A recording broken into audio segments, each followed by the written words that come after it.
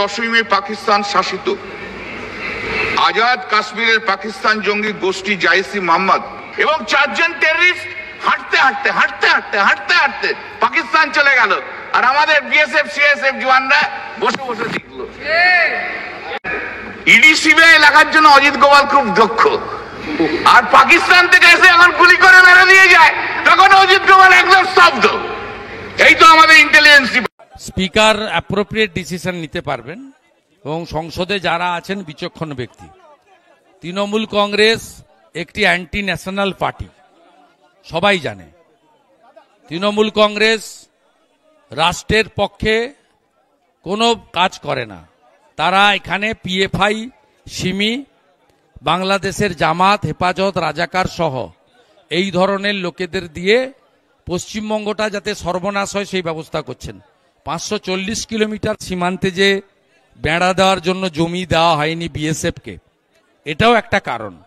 তৃণমূলের রাজ্যসভায় গেছিলেন আমাদের হাসান ইমরান, তিনি ছিলেন সিমির একজন নেতা। পিএফআই নিষিদ্ধ সংগঠনের প্যারেড হয়েছিল শামসেরগঞ্জ মুর্শিদাবাদে, সেখানে অংশগ্রহণ করেছিলেন ফরাক্কার এমএলএ মনিরুল ইসলাম। বাংলা ভাষা নিয়ে চিৎকার করছেন মমতা ব্যানার্জির আজকে বাম সাইডে যিনি অ না ব নিয়ে ঘুরছিলেন, ফিরাদ হাকিম, তিনি কিছুদিন আগে ধর্মীয় সভায় দাঁড়িয়ে বলেছেন, আমি সেদিনই খুশি হব যেদিন বাংলার মানুষ 50% বেশি উর্দুতে কথা বলবে।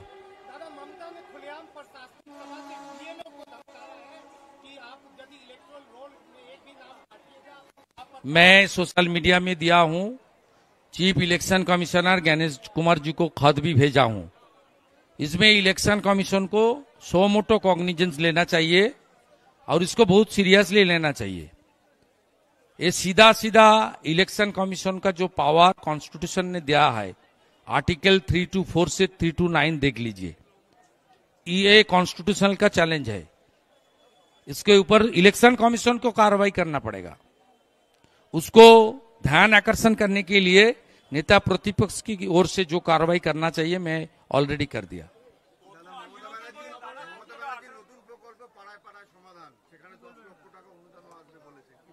ঢপবাজি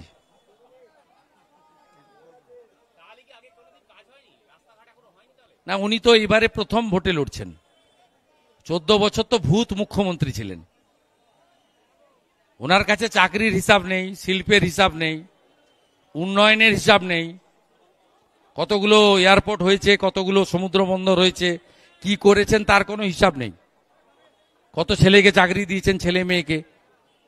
এই তো 2011-তে যেদিন সিপিএম যায় 1,98,000 কোটি টাকা ঋণ ছিল, আজকে 7 লাখ কোটি টাকা ঋণ। সিপিএম যেদিন যায় 5,20,000 পরিযায়ী শ্রমিক ছিল, আজকে 60 লক্ষ পরিযায়ী শ্রমিক। সিপিএম যেদিন যায় তখন তো কর্মবিনিয়োগ কেন্দ্রগুলো ছিল 51টা, এখন তো কর্মবিনিয়োগ কেন্দ্রগুলো তালা লাগিয়ে দিয়েছে যাতে বেকারের সঠিক হিসাব না পান। এখন বেকারের সংখ্যা হচ্ছে এডুকেটেড বেকার 2,15,00,000। শিল্পের শ্মশান করেছে, এই ডানকুনিতে বিস্কুট কারখানা চলে গেছে, সিঙ্গুরের তৈরি হওয়া কারখানাকে ডিনামাইট দিয়ে তুলিয়েছে, Bhadreswar jute mill, Telenipara jute mill, line করে আপনার হুগলি নদীর তীরে যত শিল্প ছিল সমস্ত শিল্প তালাচাবি এর সময় লেগেছে। সিপিএম কিছুটা শুরু করে দিয়ে গেছিল, বাকি গেছে। উনি কিছুদিন আগে যে এসেছিলেন হিন্দ মোটরে, মিস্টার গুপ্তার চিটিংবাজি, ওখানে বলেছিলেন রেলের কোচ তৈরি হবে, অমুক কি হচ্ছে, 3 বছর হয়ে গেল।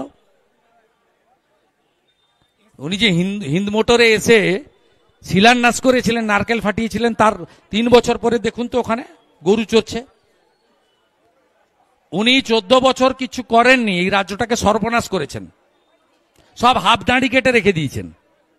আইসিডিএস 5,000, আশা 2,000, সিভিক ভলেন্টিয়ার্স 10,000, কন্ট্রাকচুয়াল সব অফিস শেষ, কর্মচারীদের ডিএ নেই। 8,200 স্কুল বন্ধ করেছেন, উনি বাংলা ভাষার জন্য কথা বলছেন। অধিকাংশ উনি কেন করছেন, যাতে সব গার্ডিয়ানরা ছেলে মেয়েদেরকে প্রাইভেট স্কুলে পাঠায়। আমি যদি হাত তুলতে বলি 80% লোকের হাত উঠবে ছেলে মেয়েরা প্রাইভেট স্কুলে পড়ে। প্রত্যেকবারে বিধানসভাতে একটা করে প্রাইভেট ইউনিভার্সিটি বিল আসে। গতবারে সত্যম রায়চৌধুরীর স্পোর্টস ইউনিভার্সিটির বিল এসছে, তার আগের বারে ভবানীপুরের মিরাজ স্যার ভবানীপুর ইউনিভার্সিটির বিল এসছে। পুরো এডুকেশন সেক্টরটাকে বিক্রি করে দিয়েছেন প্রাইভেটদের হাতে। হেলথ সেক্টরও তাই। স্বাস্থ্যসাথীর কার্ডে কার চিকিৎসা হয়? কার চিকিৎসা হয়? সব নার্সিংহোমে গেলে বলে কার্ড না ক্যাশ, যদি কার্ড বলেন বলে সিট নেই। কেন এখনো লোক ভেলোরে যায়, মুম্বাইতে যায়, বাঙ্গালোরে যায়? কেন আয়ুষ্মান ভারতের কার্ড এখানে চালু হয় না? উত্তর দিতে পারবেন? আর এদের সব ফাটা পায়জামা ছিল, এই তপন দাশগুপ্ত, তপন মজুমদার, এই অসীমা পাত্র। এখন তো কুকুর ধরার লোক আছে, ব্যাগ ধরার লোক আছে, ছাতা ধরার লোক আছে। এদের দেখছেন না এদের নিজেদের চরিত্র? আমি কি বলবো ভাই, পাশের বলাগড়ের এমএলএ বলছে, কি বলছেন উনি? চোর চোর চোর।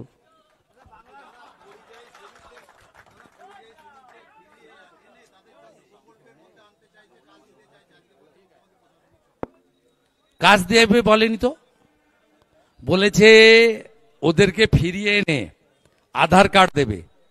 যদি পশ্চিমবাংলার লোক হয় তার আধার কার্ড করতে হবে কেন? সে তো ভারতীয়, তার তো আধার কার্ড আছে।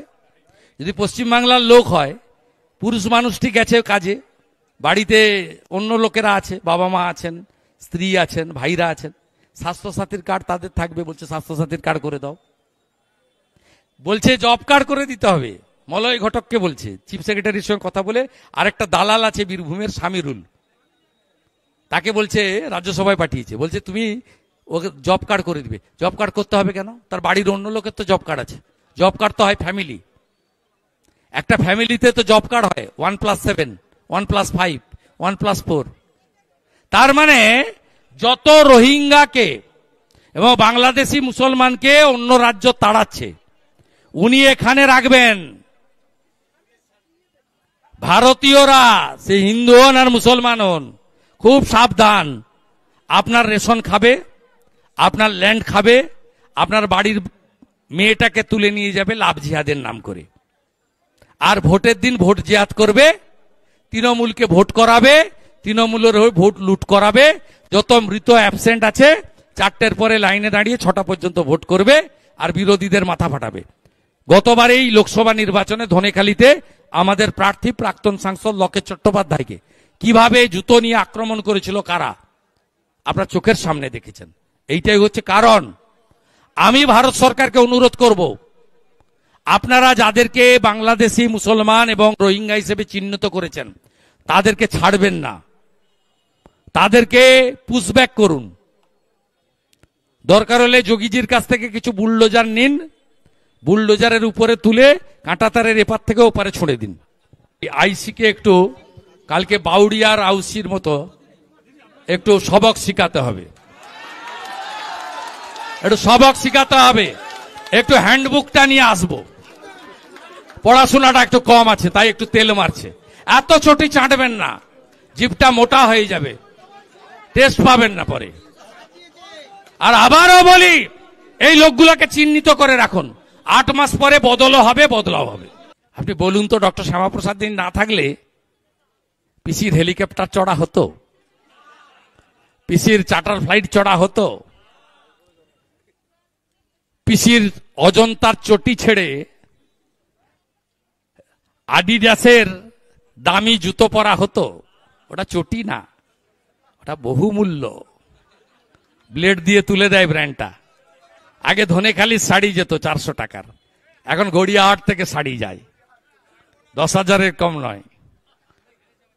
আর ভাইপো তো ওখানে ছিলেন দিল্লিতে,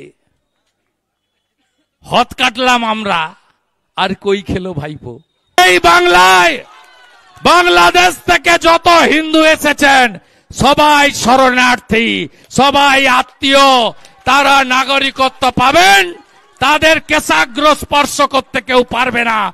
আর একটাও রোহিঙ্গা আর বাংলাদেশি মুসলমান পশ্চিমবঙ্গে থাকবে না। আপনি ক্যাম্প বানান, আপনি স্বাস্থ্য সাথীর কার্ড, আধার কার্ড জব কার্ড বানাবেন বলেছেন, আপনি করে দেখুন, আপনার সিএস, আপনার মলয় ঘটক, আপনার সমীরুলের যদি তাকত থাকে, রোহিঙ্গা আর বাংলাদেশি মুসলমানকে আপনি আধার কার্ড, স্বাস্থ্য সাথীর কার্ড, জব কার্ড দিয়ে দেখুন, লড়াই হবে। 8 মাস পরে আপনি থাকবেন না। বিএলওদের বলেছেন সরকারি স্টাফ, এমসিসির সময় ইলেকশন কমিশন। আরে মুখ্যমন্ত্রী 14 বছর রাজত্ব করলেন, সংবিধানটা পড়েছেন? বড় বড় কথা বলেন, সংবিধান পড়ে নেবেন। মিডিয়াকে বলছি, 324 থেকে 329 ভারতবর্ষের সংবিধান পড়ে নেবেন। এই মূর্খ মুখ্যমন্ত্রী, তাকে বুঝিয়ে দেবেন ভালো করে তর্জমা করে। তাতে পরিষ্কার বলা আছে, ভোটার লিস্টের কাছ থেকে নির্বাচন ফল ঘোষণা থেকে গেজেট প্রকাশ পর্যন্ত সম্পূর্ণ দায়িত্ব সংবিধান ভারতের নির্বাচন কমিশনকে দিয়েছে। 1000 জন দিল্লিতে ট্রেনিং নিতে গেছে, আপনাকে নাকি বলা হয়নি। আপনি কি এখানকার প্রধানমন্ত্রী? আপনাকে বলে যেতে হবে। সরকারি কর্মচারীদের বেতন কি আপনার তোলাবাজ ভাইপো দেয়? তা আপনার আমার ট্যাক্সের পয়সায় হয়। তাই মুখ্যমন্ত্রী হুঁশিয়ার, ইলেকশন কমিশন সতর্ক হন। এই মুখ্যমন্ত্রী তার প্রশাসনকে রেখে নির্ভুল ভোটার তালিকা হতে পারে না।